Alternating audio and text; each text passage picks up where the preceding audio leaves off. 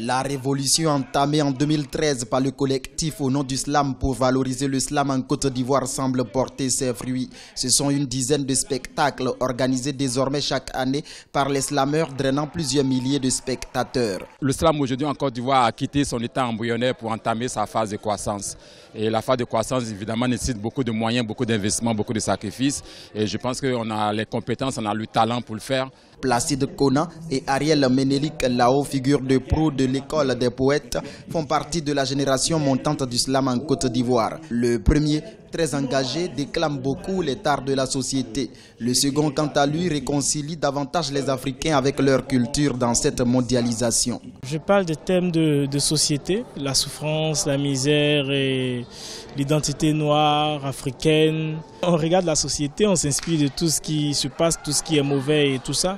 Voilà, pas qu'on cherche seulement tout ce qui est mauvais, mais quand c'est bon on dit, quand c'est pas bon on dit. Si nous voulons être des hommes, nous devons être à même d'aller puiser dans nos traditions. Et ce que je fais, je me retrouve à mi-chemin, c'est ce qu'on me dit, à mi-chemin entre le modernisme et la tradition. À ce jour, la Côte d'Ivoire compte officiellement environ une centaine de slameurs. Ces derniers ambitionnent de créer une fédération du slam pour promouvoir davantage cet art particulier.